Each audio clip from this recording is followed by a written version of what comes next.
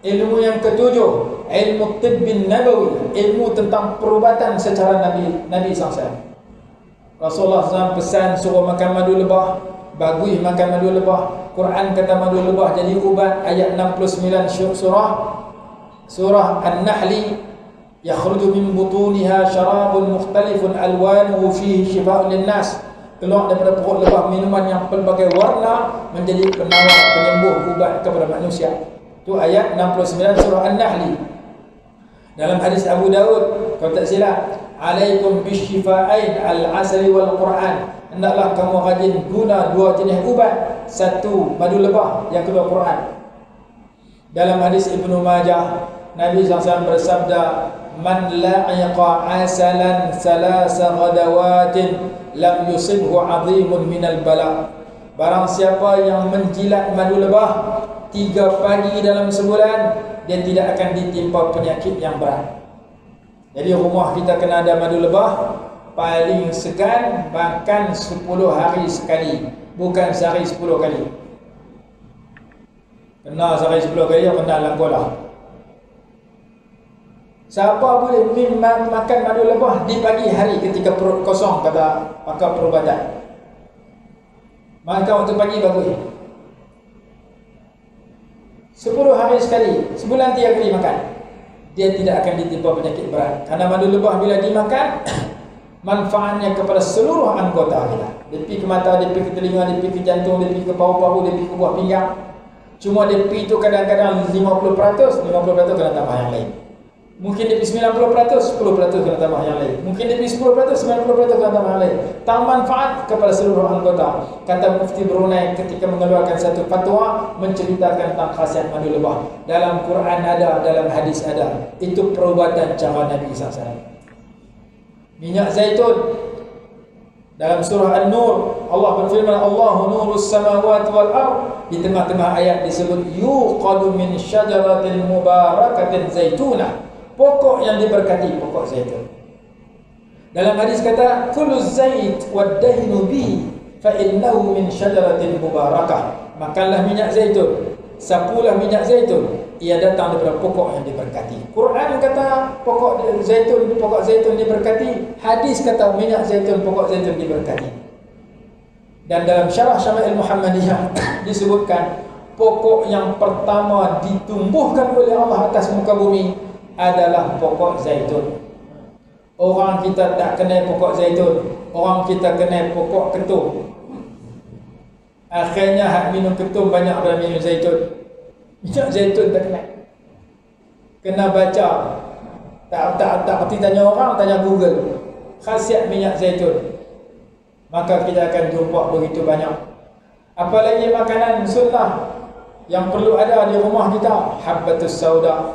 Apalagi yang perlu ada, cuka, macam-macam. Apalagi perubatan yang kita kena tahu, berbekam. Berbekam ada 3 hari dalam sebulan yang paling baik kita lakukan bekam. 17, 19, 21 hari bulan Islam. Itu 3 hari yang paling baik. Rasulullah kata kalau nak bekam, buat hari itu. Dalam baik lagi kalau kena hari Selasa, kata dalam kitab Kifayatul Muhtad Isra' Mi'raj. Jadi perubatan zaman Nabi SAW ada khasiatnya. Bila kita belajar makanan-makanan sunnah, saya baca 1000 muka surat kitab tentang makanan-makanan sunnah, bentang di Hospital Sultan Nabahiyah di hadapan doktor-doktor, ada Islam, ada Hindu, ada Cina. Habis saya bentang, bangun seorang Hindu tanya.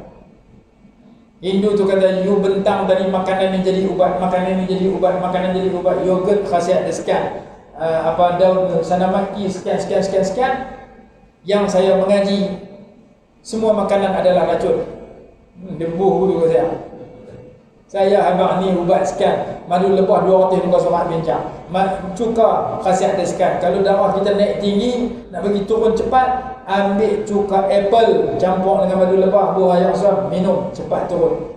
Kalau buah banyak, turun terus masuk dalam kubur. Saya pergi mengajar satu tempat Melanu, cerita tentang ubat yang Rasulullah SAW sarankan. Mai seorang AJK masjid, bendahari masjid. Dia kata, Ustaz sebelum balik nak abang, dalam masjid ni ada seorang pakcik. dia tak boleh duduk dalam aircon. Dia terlalu penat, kena penyakit penat. Kalau orang pasang aircon, dia duduk di luar, pakai baju sejuk selalu. Boleh tak Ustaz cari dalam kitab yang Ustaz duk cerita tu satu ubat untuk merawat penyakit penat yang kronik yang pakcik tu hadapi? Saya pun balik buka kitab. Dalam kitab di rumah saya tu dia sebut, kalau orang tu penyakit penat di antara cara rawatan dia, titik minyak habbatus sauda 2-3 titik dalam air suam atau air teh yang panas, minum tiap-tiap hari. Saya pun bagi petua pada dia. Lama beberapa bulan saya pergi masjid tu. Saya tanya benda hari tu, macam mana pakcik tu ni, macam mana? Dia kata habis penyakit dia, sihat. Penyakit dia habis, tak kena dah penat. Tu siapa dia tak main? Mati bila. Patut penyakit habis, mati bila. Kita pun nak bagi petua ke orang bagus penyakit ni bila kau. Ada satu kitab lagi cerita tentang orang perempuan tak mau bagi darah dia keluar, nak tahan darah dia daripada datang haid tu, sebab dia nak buat ibadat haji dan seumpamanya. Zaman dulu orang redam air kayu sugi minum. Zaman dulu, kata dalam kitab Kashful Ghummah kalau tak silap, Imam Sya'rani, dan saya mengaji kitab tu.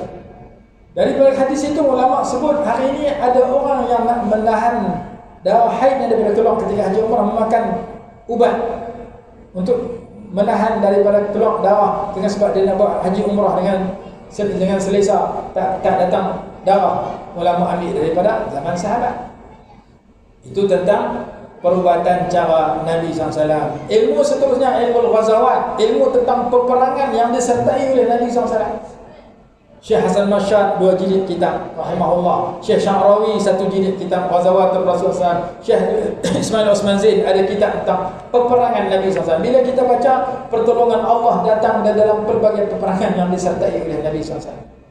Jadi ilmu-ilmu sedemikian bila kita belajar, kita dapati Nabi SAW adalah makhluk yang paling mulia. Maka anak kita kena perkenan ilmu sedemikian. Kita kena belajar ilmu sedemikian. Tu tak kira mengaji Sahih Bukhari, Muslim, Abi Dawud, Tirmizi lagi. Mengaji tentang ilmu yang ada kait dengan Rasulullah saja menunjukkan baginda adalah insan yang teragung. Masa pun agak panjang lah, saya pun lapar je dah. Jadi kita berhenti tanya dulu. Apa yang penting pertemuan kita malam ini menceritakan tentang kelebihan Nabi SAW. Sekurang-kurangnya kita kenal bahawasanya baginda adalah insan yang teragung. Maka kata ulama, orang baik zaman salaf dulu, mereka mengisi 24 jam yang Allah bagi setiap hari dengan 3 perkara. Yang ni saya nak tutup ceramah saya dengan 3 perkara ni. Ustaz ni ceramah daripada mula sampai habis melilau kata, aku tak ingat apa dia kata. Ingat belakang ni. Awal tadi ingat belakang sekali. Ustaz tu ceramah apa lama kan, tak berhenti aku dah nak pergi dah. Aku ingat je ayat ketum lah, dia tak ingat. Ayat ketum tak sampai ingat belakang ni. Apa dia? Orang salaf yang baik di zaman dulu, mereka mengisi masa mereka dengan 3 perkara setiap hari. Yang pertama kitab, yang kedua mihrab, yang ketiga adab. Mereka mengisi 24 jam yang Allah bagi dengan mengambil masa dalam setiap 24 jam itu ada waktu untuk baca kitab. Sama ada kitab tu Quran atau hadis atau tauhid atau fiqh atau tasawuf, yang penting mereka menuntut ilmu setiap hari. Itu yang pertama. Yang kedua mihrab, daripada atas sejadah, sembahyang fardu, sembahyang sunat, beristighfar, berdoa, berzikir. Depa isi dengan ibadat. Yang ketiga, kitab pun dah baca letih dah, ibadat pun dah buat dah letih dah, nak buat benda lain pula. Apa dia nak buat benda lain? Nak makan dengan adab makan. Nak tidur dengan adab tidur. Nak masuk tandas dengan adab masuk tandas. Nak pergi bekerja mengikut adab Islam. Nak bersukan mengikut hukum dan adab Islam. Nak berhibur mengikut hukum dan adab Islam. Nak berjumpa berjiran cara Islam. Tidak ada satu tindakan daripada celik mata sampai pejam mata, melainkan di situ ada hukum dia dan di situ ada adabnya.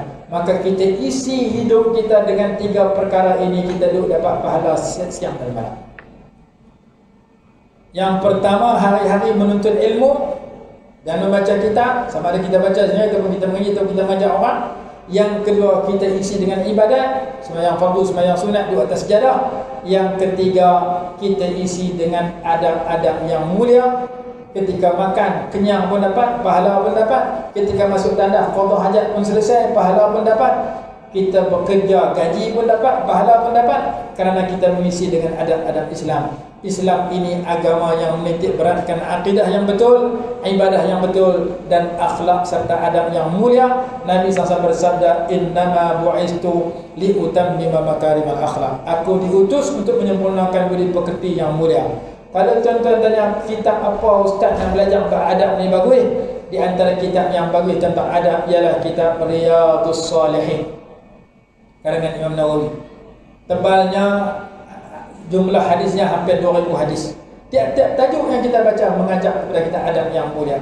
Jadi Riyadhus Shalihin kena ada di rumah kita. Beli yang terjemah bahasa Malaysia ke, bahasa Indonesia ke, bahasa Singapura ke, tak di rumah kita. Ada masa buka baca. Dan saya sekarang sedang mengajar kitab Riyadhus Shalihin kuliah subuh setiap pagi. Bermula pagi kemarin dulu.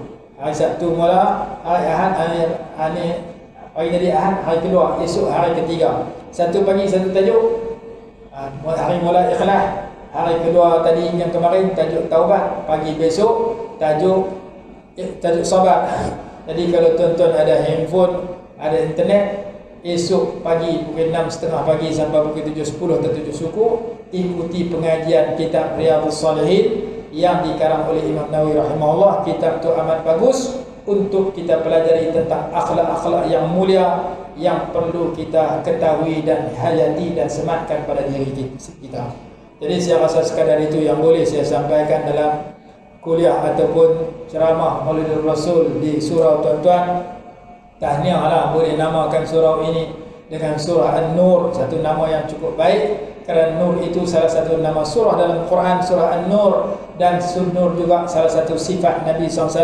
Qad ja'akum minallahi nurun wa kitabun mubin. Sesungguhnya telah datang kepada kamu semua daripada Allah itu satu nur, iaitu Nabi Muhammad SAW, dan kitab yang menjelaskan. Dalam ayat 8 surah At-Taghabun Allah berfirman, فَآمِنُوا بِاللَّهِ وَرَسُولِهِ وَالنُّورِ الَّذِي أَنزَلْنَا وَاللَّهُ بِمَا تَعْمَلُونَ خَبِيرٌ. Berimanlah kamu kepada Allah dan Rasul dan dengan nur yang kami turunkan, iaitu Al-Quran. Dan di antara doa yang sunat kita baca ketika nak main masjid, nak main surau, doa minta Allah bagi nur dalam hati dan nur kepada anggota. Ada 15 jenis nur atau 14 jenis nur yang diajar oleh ulama daripada himpunan hadis. Yang pertama dan seterusnya, doa itu berbunyi, Allahumma ja'al fi qalbi nura, wa fi lisani nura, wa fi basari nura, wa fi sam'i nura, wa an yamini nura, wa an yasari nura, wa min fawqi nura, wa min tahti nura, wa amami nura, wa khalfi nura, wa ja'al li nura, wa ja'alni nura, wa zidni nura, wa a'zim li nura. 14 jenis nur, 14 jenis cahaya yang dihimpun oleh ulama daripada doa Nabi SAW. Bermula daripada cahaya dalam hati. Allahumma ja'al fi qalbi nura, ya Allah jadikan dalam hati aku cahaya. Kalau Allah masuk cahaya dalam hati, maka akan melimpah kebaikan daripada orang itu. Maka doa ni tuan-tuan kena baca. Saya bawa kitab, saya tulis ada doa saya. Kita azkar ada, kita doa untuk kenali ada, doa yang saya bacakan tadi, iaitu doa minta nur. Kalau tuan-tuan nak miliki, ambil baca, beli baca. Kalau tak beli tak bawa duit tak ada, nak baca juga, ambil gambar lagi. Ambil gambar, balik hafal, balik baca, bagi ke anak-anak kita baca.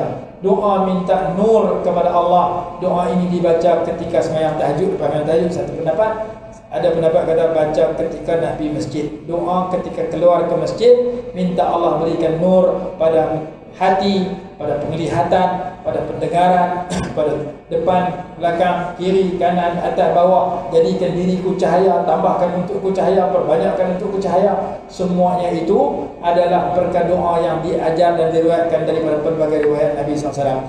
Jadi surah ini nama surah An-Nur, surau cahaya. Dia adalah salah satu daripada perkataan yang terkenal di dalam Al-Quran. Ada dalam Al-Quran dalam ayat yang berbunyi Allahu nurus samawati wal ard, dan di dalam surah yang mencontohkan tentang Nabi SAW. Jadi sekadar itu yang boleh saya sampaikan. Yang baik datang daripada Allah, salah silap saya mohon ampun dan maaf.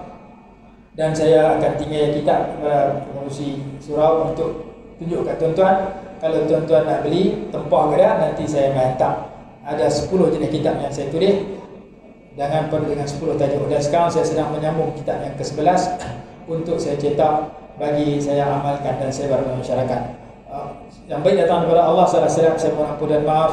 Aqulu qawli hadza wa astaghfirullahal azim li wa lakum. Assalamualaikum warahmatullahi wabarakatuh.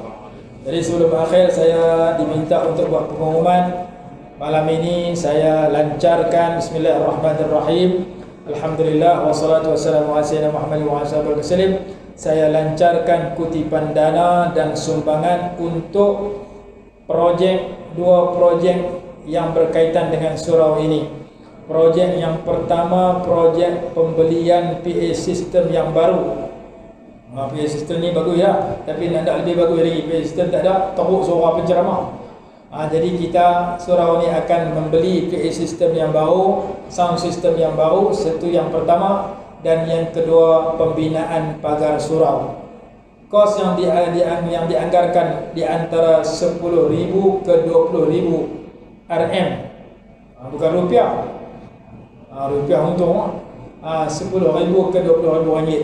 Jadi dengan pelancaran ini mudah-mudahan dapat sambutan daripada tuan-tuan dan war-warkan kepada masyarakat di luar sana dan apa-apa yang kita kenal.